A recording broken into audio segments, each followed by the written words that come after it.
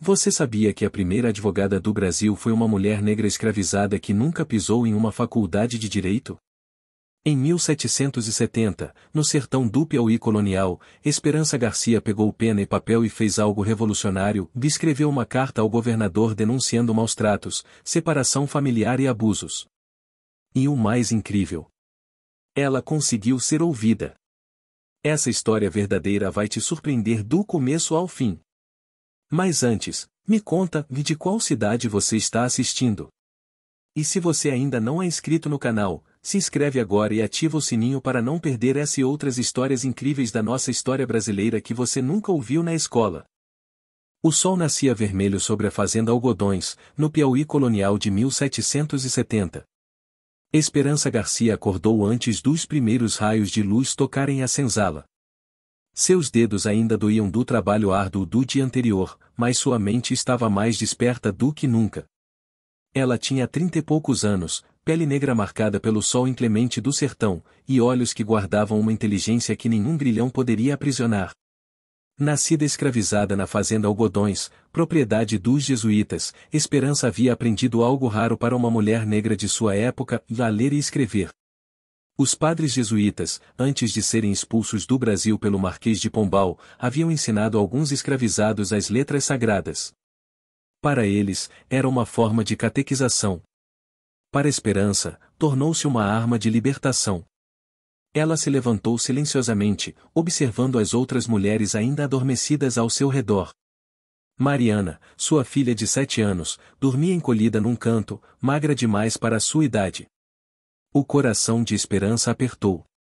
Fazia 3 meses que haviam sido separadas do marido e dos filhos mais velhos, vendidos para outra fazenda. A dor da separação era uma ferida aberta que sangrava a cada amanhecer. Quando os jesuítas partiram, a fazenda passou para as mãos do capitão Antônio Vieira de Couto. Com ele, veio o capataz Gregório, um homem cruel cujo chicote falava mais alto que qualquer palavra. As condições que já eram duras tornaram-se insuportáveis. As rações de alimento diminuíram, o trabalho aumentou, e as mulheres escravizadas passaram a sofrer abusos que antes não existiam sob a vigilância dos religiosos. Esperança caminhou até o pequeno altar improvisado na senzala, onde uma tosca cruz de madeira pendia na parede. Ajoelhou-se e fez sua oração matinal, não apenas pedindo força, mas também clareza. Havia uma ideia germinando em sua mente há semanas, algo audacioso e perigoso. Ela sabia escrever. Sabia que existiam autoridades acima do capitão Couto. E sabia que o silêncio era uma corrente tão forte quanto as de ferro que alguns ainda carregavam nos tornozelos. Mãe, já é hora? A voz sonolenta de Mariana a trouxe de volta. Esperança virou-se e sorriu para a filha, um sorriso que tentava esconder toda a dor e determinação que fervilhava dentro de si. Sim, minha flor. Já é hora. Mas em seu coração, ela completava, hora de trabalhar, hora de sofrer, e talvez, apenas talvez, hora de lutar de uma forma que ninguém esperava de uma mulher negra escravizada no Brasil colonial. Esperança ainda se lembrava dos tempos em que os jesuítas administravam a fazenda Algodões. Não que fossem tempos de liberdade, já a escravidão era escravidão, não importava sob qual mão. Mas havia uma estrutura, uma ordem que, embora opressora, era menos brutal que o caos que se instalou após a expulsão da Companhia de Jesus. Padre Domingos havia sido o responsável por ensiná-la. Era um homem idoso, de olhos cansados mas gentis, que acreditava sinceramente que salvar almas negras através da educação cristã era sua missão divina. Nas tardes de domingo, após a missa obrigatória, ele reunia um pequeno grupo de escravizados considerados promissores para lições de catecismo, leitura e escrita. As palavras são o sopro de Deus, dizia ele, sua voz trêmula ecoando na pequena sala anexa à capela. Através delas, vocês podem falar com o Senhor, podem compreender suas leis, podem elevar suas almas acima desta existência terrena. Esperança absorvia cada lição como terra seca absorve a primeira chuva. Enquanto outros alunos decoravam passagens bíblicas mecanicamente, ela questionava, refletia, conectava. Aprendeu não apenas a desenhar letras, mas a entender o poder que elas carregavam. Palavras podiam criar realidades, estabelecer leis, definir destinos. Um dia, enquanto copiava trechos do Evangelho, ela perguntou ao padre Domingos: e se Deus criou todos os homens à sua imagem, por que uns são livres e outros escravizados? O silêncio que se seguiu foi pesado. O padre ajustou seus óculos, um gesto que Esperança aprendeu a reconhecer como sinal de desconforto. Os caminhos do Senhor são misteriosos, filha. Talvez esta seja a provação que ele reservou para vocês. A submissão e a obediência são virtudes cristãs. Mas a Esperança não se satisfazia com aquela resposta. Nas semanas seguintes, nas poucas horas roubadas da noite quando conseguia uma vela, ela lia e relia os textos que havia copiado. Encontrou passagens sobre justiça, sobre amor ao próximo, sobre cuidar dos mais fracos. Encontrou contradições entre o que estava escrito e o que era vivido. Quando os jesuítas foram expulsos em 1759, levaram consigo seus livros, suas regras, sua rotina. Mas deixaram para trás algo que não poderiam levar no conhecimento que haviam plantado em mentes como a de Esperança. Padre Domingos, ao partir, segurou suas mãos brevemente e um gesto arriscado que poderia ser mal interpretado, e sussurrou: não esqueça as letras, Esperança. Elas podem ser sua salvação. Na época, ela não entendeu completamente. Agora, 11 anos depois, separada de sua família, vendo sua filha definhar, testemunhando abusos diários, ela finalmente compreendia. As letras não eram apenas para rezar ou para ler a Bíblia. Eram armas. E ela estava prestes a empunhá-las. Gregório Dias Ferreira chegou à fazenda Algodões 3 meses após o capitão Antônio Vieira de Couto assumir a propriedade. Era um homem alto, de ombros largos e rosto marcado por uma cicatriz que cortava sua sobrancelha esquerda até a maçã do rosto. Trazia consigo uma reputação, era conhecido por colocar ordem em fazendas problemáticas, e seu método era o terror. No primeiro dia, reuniu todos os escravizados no terreiro central. O silêncio era absoluto, quebrado apenas pelo estalar ocasional de seu chicote contra o próprio coturno de couro. Ele caminhou lentamente diante da formação, examinando cada rosto com olhos frios como pedra. Ouvi dizer que aqui vocês se acostumaram com regalias dos padres, sua voz era grave e arrastada. Rezas, folgas, comida farta. Isso acabou. Aqui agora trabalha-se de sol a sol. Quem não render o suficiente, conhecerá isso aqui. Ele ergueu o chicote no ar. E para as mulheres. Uma pausa deliberada, um sorriso cruel, tem outras formas de ser úteis. Esperança sentiu um arrepio percorrer sua espinha. Ao seu lado, segurava Mariana contra si, cobrindo os ouvidos da menina. Conhecia homens como Gregório. Havia encontrado alguns ao longo de sua vida, homens para quem a crueldade era quase um prazer, uma forma de afirmar poder sobre os que não podiam se defender. Nas semanas seguintes, suas piores previsões se confirmaram. Gregório cortou as rações pela metade, argumentando que os escravizados estavam gordos demais e improdutivos. Aumentou a carga de trabalho, estabelecendo cotas impossíveis de algodão a ser colhido, mandioca a ser plantada, cerca a ser erguida. Quem não cumpria era chicoteado publicamente como exemplo. Mas o pior eram os abusos às mulheres. Gregório escolhia suas vítimas deliberadamente, geralmente as mais jovens ou as que demonstravam algum espírito de resistência. Rosália, uma jovem de 16 anos, foi a primeira. Depois veio Benedita, depois Josefa. Elas voltavam das conversas particulares ou com o capataz com olhos vazios e corpos marcados, um silêncio morto substituindo suas risadas anteriores. Esperança tentou intervir uma vez. Quando Gregório arrastava Joana, uma menina de 15 anos, para o galpão dos fundos, ela se interpôs no caminho. Deixe a menina, senhor. Ela está doente, não aguentará. Gregório parou, surpreso com a audácia. Então, lentamente, um sorriso se espalhou em seu rosto. Ora, ora. Uma negra atrevida. Gosta de defender as outras? Ele soltou Joana e se aproximou de Esperança. Talvez devesse ser você então. O coração de Esperança disparou, mas ela manteve o olhar firme. Faça o que quiser comigo. Mas deixe as meninas em paz. Gregório a estudou por um longo momento, então cuspiu no chão aos seus pés. Você tem sorte de ser velha e feia. Mas fique atenta, negra. Da próxima vez que colocar sua língua onde não foi chamada, será o chicote que responderá. Ele se virou e arrastou Joana de qualquer forma. Naquela noite, Esperança não conseguiu dormir. Os gritos abafados de Joana ecoavam na escuridão. Ao seu lado, Mariana chorava baixinho. Era gota d'água. Esperança havia suportado a separação de sua família, havia suportado a fome, havia suportado o trabalho extenuante. Mas não conseguia suportar aquilo em silêncio. Algo precisava ser feito. E ela sabia exatamente o que. A ideia veio à Esperança numa madrugada de insônia. Ela estava deitada na esteira áspera, ouvindo a respiração irregular de Mariana ao seu lado, quando se lembrou de uma conversa que havia escutado anos atrás entre os jesuítas. Padre Domingos conversava com outro sacerdote sobre um caso em que um escravizado havia peticionado as autoridades coloniais contra seu senhor, denunciando maus-tratos excessivos. As leis da coroa, embora permitam a escravidão, estabelecem limites, dizia o padre. Há direitos, ainda que mínimos, que devem ser respeitados. O governador tem o dever de investigar denúncias sérias. Na época, Esperança havia absorvido aquela informação sem dar maior importância. Mas agora, 11 anos depois, aquelas palavras voltavam à sua mente com força de revelação.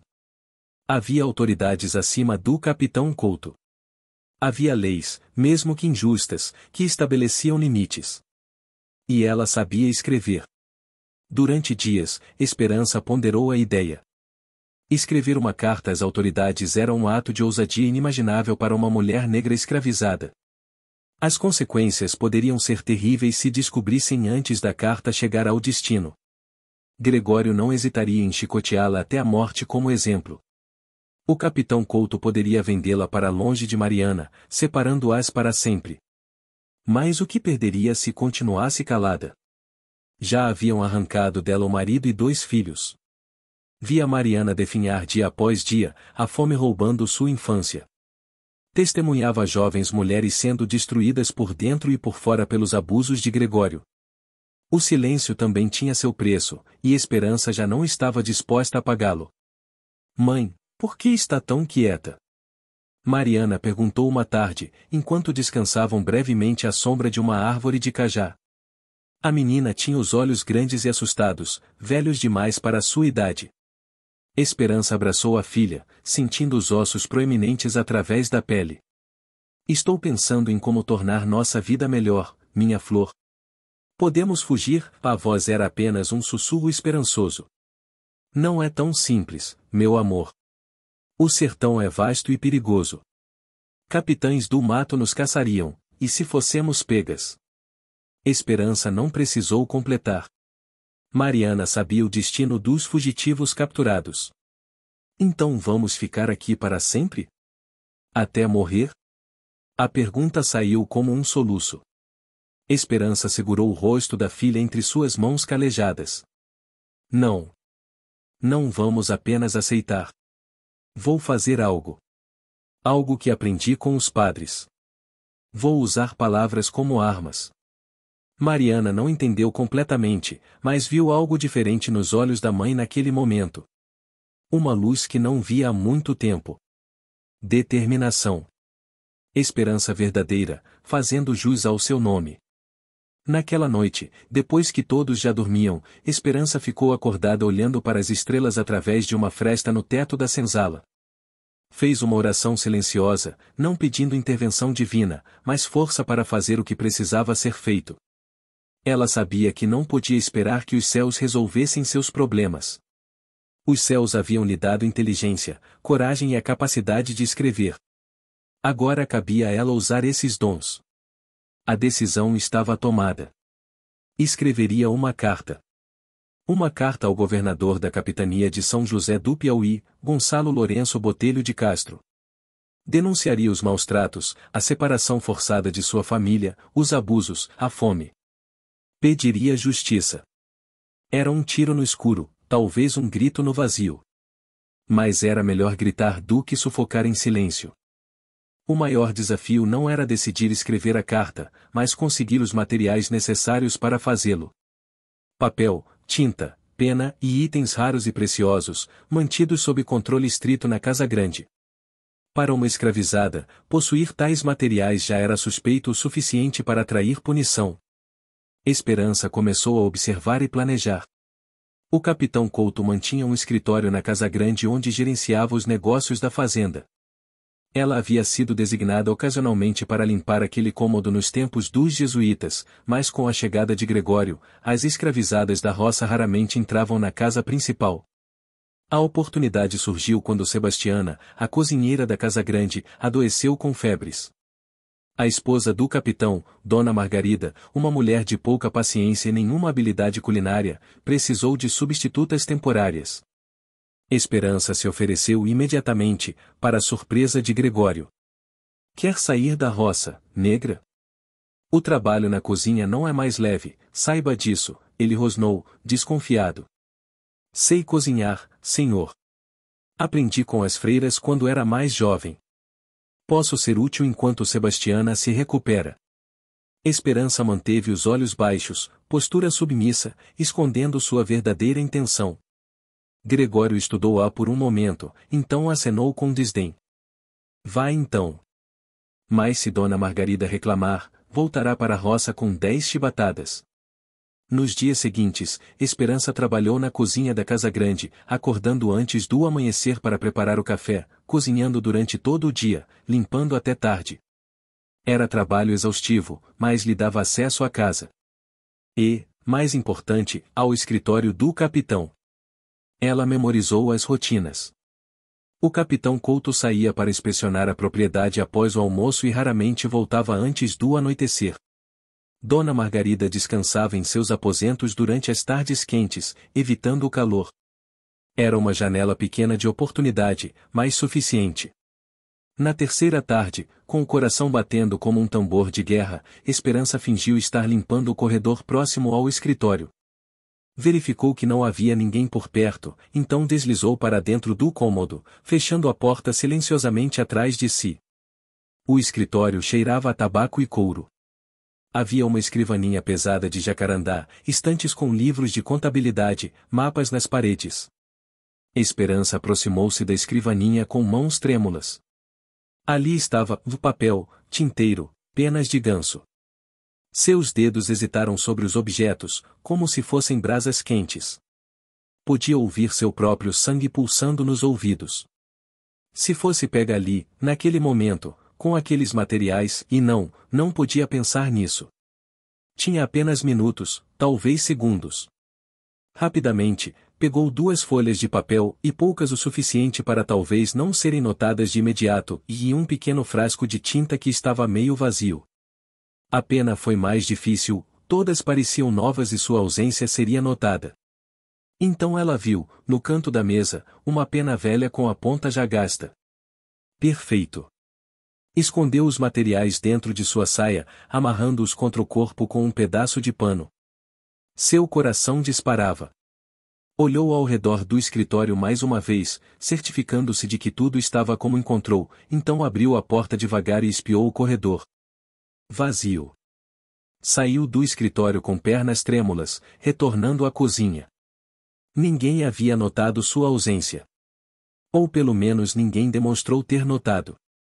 Esperança voltou ao trabalho, descascando mandioca com mãos que agora tremiam não de medo, mas de uma estranha excitação. Tinha os materiais. Agora faltava apenas encontrar o momento e o lugar para escrever.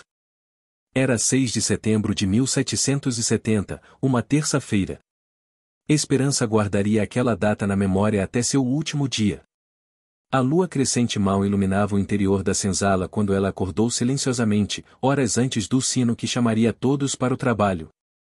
Havia escolhido aquele momento com cuidado. A madrugada era o único período em que poderia ter alguma privacidade. A maioria dos escravizados dormia profundamente, exaustos do dia anterior. Os capatazes ainda não circulavam. Era sua única chance. Com movimentos cuidadosos, Esperança pegou os materiais escondidos sob sua esteira e se moveu para o canto mais afastado da senzala, onde uma pequena abertura na parede deixava entrar um raio de luar. Não era muita luz, mas teria que servir. Posicionou o papel sobre uma tábua de madeira que usaria como apoio. Destampou o frasco de tinta, molhou a pena, e hesitou. Por um momento, o peso do que estava prestes a fazer a paralisou. Esta não era apenas uma carta. Era um ato de resistência. Um desafio direto à ordem estabelecida. Uma mulher negra escravizada, sem direitos, sem voz oficial na sociedade, estava prestes a exigir justiça de um governador. Então pensou em Mariana dormindo a poucos metros de distância, em seu marido e filhos dos quais fora arrancada, nas jovens destruídas por Gregório. A pena tocou o papel. Eu sou Rua escrava de Vossa Senhoria, administrada pelo capitão Antônio Vieira de Couto, e ele me tirou de o sertão de que eu estava bem com meu marido e por ele me mandou para este aonde com muito trabalho não tenho com que me vestir. As palavras fluíam agora, carregando anos de dor contida, de injustiças testemunhadas, de dignidade negada. Esperança escrevia com a ortografia que conhecia, algumas palavras corretas, outras fonéticas, mas todas carregadas de significado profundo. Só Vossa Senhoria for servido mandar que ele me mande dar alguma coisa de seu para vestir, e por este meio Deus lhe aumente seus anos de vida para que eu possa alcançar. Ela parou para molhar a pena novamente, seus olhos ardendo de lágrimas contidas. Não era apenas sobre roupas ou comida. Era sobre humanidade, sobre ser vista, sobre ser ouvida. O capitão Antônio Vieira de Couto, administrador, é casado, e ainda pode que queira tratar outras vidas que tenho e o senhor capitão mandar dar per sua justiça, e pelo muito mal que ele me tem feito, que é o menos seu trabalho que tenho passado. Denunciava agora o tratamento cruel, a separação familiar, as condições desumanas. Cada palavra era um ato de coragem que poderia custar-lhe a vida. E retudo sem razão, e me molesnei por andar na mesa pedindo a Deus que me tire umas viçuins que eu tenho com este trabalho e que nem milho tenho para comer me dá. A carta continuava, crua e honesta, expondo a fome, o trabalho excessivo, os abusos.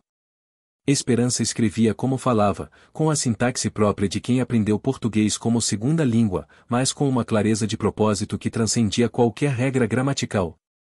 Quando terminou, assinou V. Esperança Garcia, escrava de Vossa Senhoria. Olhou para o papel à luz fraca da lua. Aquelas palavras, tão simples, tão diretas, e eram revolucionárias. Era possivelmente o primeiro documento escrito de próprio punho por uma mulher negra escravizada no Brasil denunciando maus-tratos e exigindo direitos. Esperança dobrou o papel cuidadosamente e o escondeu em seu corpo. Agora vinha a parte mais difícil, fazer a carta chegar ao governador. Durante semanas, Esperança carregou a carta escondida, esperando a oportunidade certa. Não podia simplesmente entregá-la a qualquer pessoa, e a maioria dos escravizados era analfabeta e desconfiaria de um papel misterioso. Os feitores e capatazes certamente confiscariam e a puniriam. Precisava de alguém que tivesse acesso ao mundo além da fazenda, alguém em quem pudesse confiar. A oportunidade surgiu com a chegada de João Batista, um negro forro que trabalhava como tropeiro, transportando mercadorias entre as fazendas e a vila de Oeiras, sede da capitania. Esperança o conhecia dos tempos dos jesuítas e ele havia conquistado sua liberdade através de anos de trabalho árduo e economia rigorosa. João Batista tinha cerca de 50 anos, cabelos grisalhos, e uma dignidade tranquila de quem havia conquistado o impossível, sua própria liberdade. Chegou à fazenda Algodões trazendo suprimentos da vila, sal, ferramentas, tecidos. Era uma das poucas pessoas livres que circulava entre os dois mundos. Esperança sabia que tinha apenas minutos. João Batista costumava descansar suas mulas próximo ao poço antes de retornar à vila. Quando viu os capatazes distraídos com o descarregamento das mercadorias, pegou um balde e caminhou até o poço, fingindo buscar água. Seu João, ela chamou baixinho, aproximando-se. Preciso de sua ajuda. É urgente. O tropeiro virou-se, surpreso. Reconheceu Esperança imediatamente, embora estivesse visivelmente mais magra e envelhecida desde a última vez que a vira. Esperança? Que houve? Você está bem? Não. Ninguém aqui está bem. Ela olhou rapidamente ao redor, certificando-se de que ninguém observava. Preciso que leve algo para mim. Para o governador, em Oeiras. João Batista franziu a testa, confuso e preocupado. Para o governador. Esperança, do que está falando? Com movimentos rápidos, ela retirou a carta de dentro de sua blusa e a colocou nas mãos dele. É uma carta. Escrevi denunciando os maus-tratos aqui. A separação das famílias, os abusos, a fome. Precisa chegar ao governador Gonçalo Lourenço Botelho de Castro. O tropeiro olhou para o papel dobrado como se fosse uma cobra venenosa. Esperança, você está louca? Sabe o que farão com você se descobrirem? E comigo, se me pegarem com isto? Sei. Mas o que farão se continuarmos calados? Já tiraram meu marido e meus filhos de mim. Vejo meninas sendo abusadas, crianças morrendo de fome. Se não fizer nada, serei cúmplice. Prefiro tentar e falhar do que nunca tentar. João Batista estava dividido. Sua liberdade havia sido conquistada com tanto sacrifício. Envolver-se naquilo poderia custar-lhe tudo. Mas olhando para a esperança, para a determinação em seus olhos cansados, viu algo que o tocou profundamente, coragem pura. Você realmente escreveu isto? Uma carta para o governador? Sua voz carregava admiração e medo em partes iguais. Sim. Os padres me ensinaram. Sei que é perigoso, João. Mas você é a única pessoa que conheço que pode levar esta carta além dos portões desta fazenda. Por favor. O tropeiro ficou em silêncio por um longo momento, então cuidadosamente guardou a carta dentro de sua sacola, entre outros documentos e papéis de comércio. Farei isso. Não sei se adiantará algo, Esperança. O governador pode nem ler. Pode descartar como coisa de escravizada revoltada. Mas levarei. Lágrimas surgiram nos olhos de Esperança. Obrigada. Que Deus o proteja. Que Deus proteja nós dois. E você, Esperança, tome cuidado. Muito cuidado. João Batista terminou de dar água às suas mulas e partiu, levando consigo a carta que poderia mudar tudo, ou não mudar nada. Esperança voltou ao trabalho, o coração mais leve e mais pesado ao mesmo tempo. Havia feito o possível. Agora restava esperar e rezar. Os dias após a partida de João Batista foram os mais longos da vida de Esperança. Cada som de cavalo se aproximando fazia seu coração disparar. Seria uma resposta? Seria o capitão Couto vindo puni-la por ter descoberto a carta? Seria apenas outro comerciante passando? Ela tentava manter a rotina, trabalhar como sempre, não demonstrar que algo havia mudado. Mas por dentro, oscilava entre esperança e desespero. Havia momentos em que acreditava que sua carta faria diferença, que o governador lera aquelas palavras e se comoveria, que ordenaria uma investigação. Outros momentos, mais frequentes, em que se convencia de que havia sido uma tola, que uma carta de uma escravizada seria descartada sem sequer ser lida. Mãe, você está diferente, Mariana comentou uma noite, enquanto se acomodavam para dormir. Diferente como, minha flor? Mais, e esperançosa. Como se esperasse algo bom. Esperança abraçou a filha. Fiz algo, Mariana. Algo que pode nos ajudar, ou pode não mudar nada. Mas pelo menos tentei. Às vezes, tentar é tudo o que podemos fazer. As semanas se arrastavam. Um mês se passou. Esperança começou a perder as esperanças. Talvez João Batista tivesse sido impedido de entregar a carta. Talvez a carta tivesse se perdido. Talvez o governador simplesmente não se importasse. Enquanto isso, as condições na fazenda continuavam a piorar. Gregório tornava-se mais cruel a cada dia, como se sentisse que seu poder estava sendo questionado de alguma forma, embora não soubesse exatamente como. Mais chicoteadas, menos comida, trabalho mais duro. Rosália, uma das jovens abusadas por Gregório, adoeceu gravemente. Febre alta, delírios, corpo definhando. Não havia médico na fazenda, e Gregório recusou-se a chamar um da vila, dizendo que seria desperdício de dinheiro com uma escravizada que não estava rendendo. Esperança cuidou de Rosália nas poucas horas que tinha livres, usando ervas medicinais que aprenderá com as mulheres mais velhas. Mas não foi suficiente. Numa manhã fria de outubro, Rosália morreu. Tinha 17 anos. O enterro foi rápido e sem cerimônias. Uma cova rasa na área reservada aos escravizados, uma cruz tosca de madeira, nenhuma palavra de conforto. Gregório nem apareceu, estava ocupado com suas contas na casa grande. Enquanto cobria o corpo de Rosália com terra, Esperança chorou, e não apenas pela menina morta, mas por todas. 3 semanas após a visita do oficial do governador, Esperança foi convocada à casa grande. Seu coração quase parou. Seria a sua hora? Haviam descoberto que fora ela quem escrevera a denúncia? Estava prestes a ser punida? Caminhou em direção à casa com pernas trêmulas, cada passo parecendo levá-la mais perto de um destino incerto. Gregório a esperava na porta, seu rosto uma máscara de raiva mal contida. O capitão quer falar com você, ele rosnou, mas havia algo diferente em seu tom. Não era mais a arrogância cruel de antes. Havia cautela, talvez até um toque de medo. Esperança entrou na casa e foi levada ao escritório, e aquele mesmo escritório de onde havia roubado papel e tinta meses atrás. O capitão Couto estava sentado atrás da escrivaninha, e para sua surpresa, João Batista, o tropeiro, estava ali também. O capitão a estudou em silêncio por um momento, então ergueu um papel. Esperança reconheceu imediatamente, era sua carta. Seu sangue gelou. É verdade que você sabe escrever?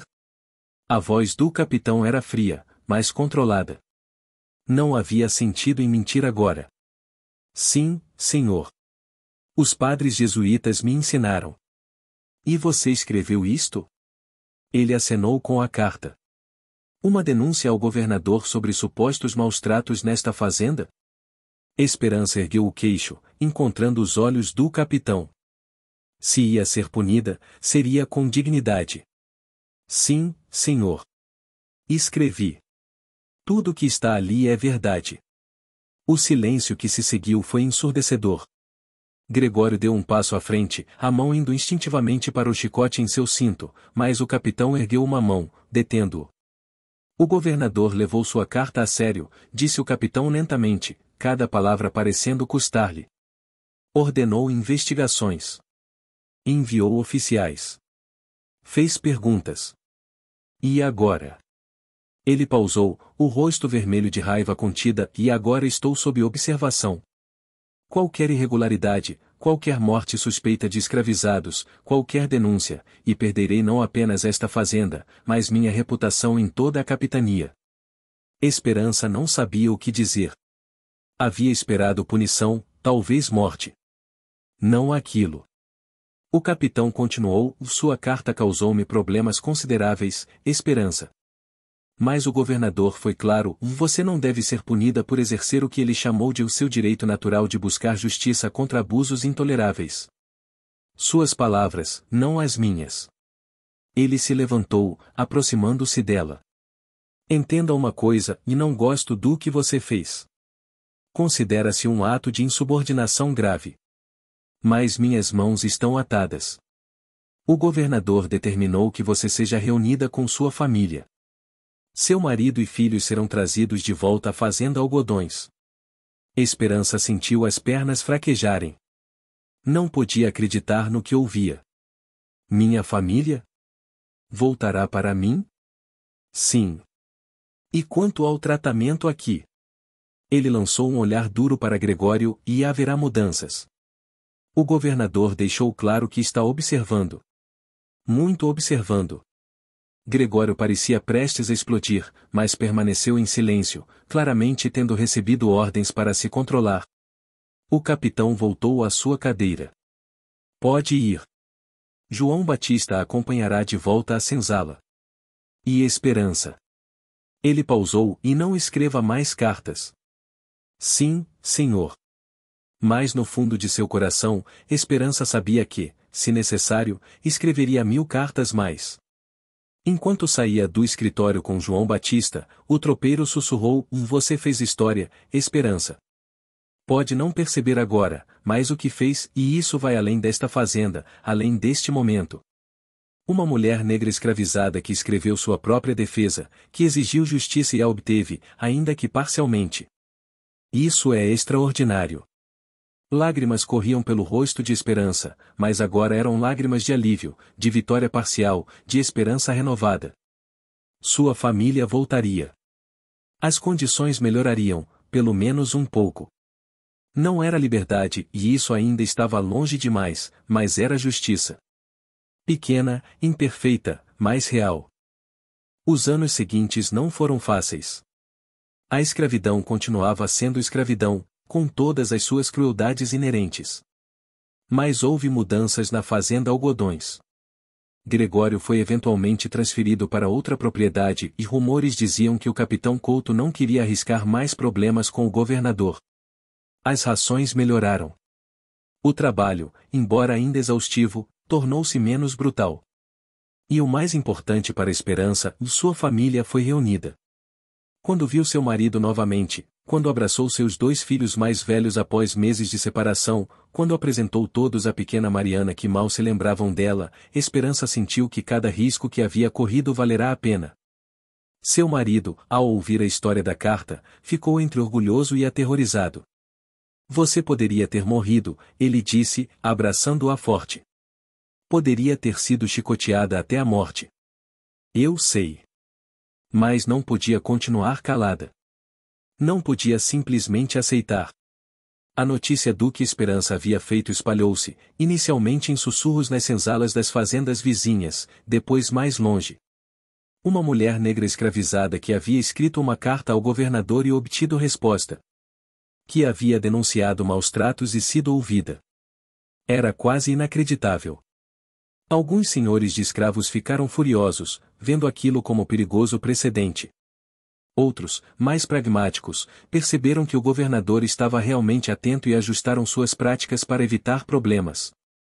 As mudanças eram pequenas, graduais, mas existiam. Esperança nunca foi libertada. Continuou escravizada até seus últimos dias, trabalhando nas terras do Piauí que conhecia tão bem. Mas algo havia mudado nela, e nas pessoas ao seu redor.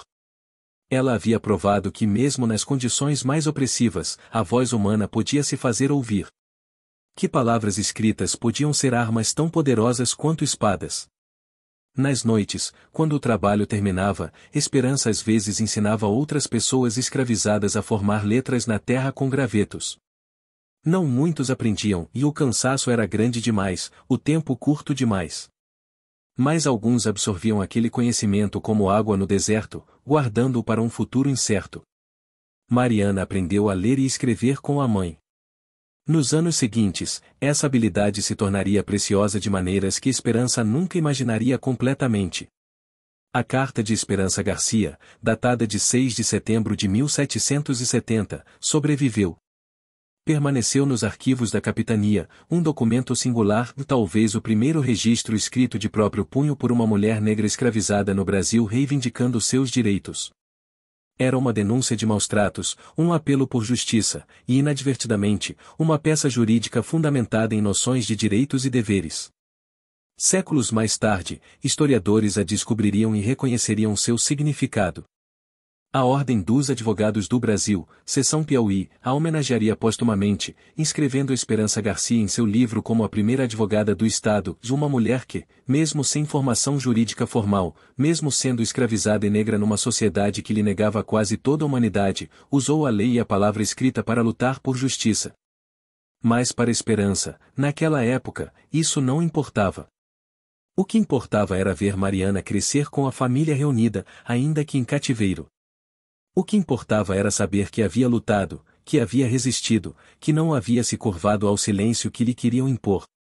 Numa noite, já idosa, sentada com a filha sob o céu estrelado do sertão, Esperança disse: Mariana, guarde esta história. A história da carta. Um dia, talvez num futuro distante, pessoas precisarão saber que resistimos. Que lutamos. Que mesmo nas trevas mais profundas, havia quem se recusava a apagar sua luz. Contarei, mãe. Prometo. E assim foi. A história de Esperança Garcia atravessou gerações, primeiro como memória oral, depois como documento histórico, finalmente como símbolo. Símbolo de coragem, de resistência, de uma mulher que usou o único poder que possuía e suas palavras para gritar contra a injustiça. Sua carta, escrita à luz fraca da lua numa madrugada de setembro de 1770, ecoaria através dos séculos, lembrando-nos de que a luta por justiça nunca pertenceu apenas aos poderosos, aos livres, aos privilegiados.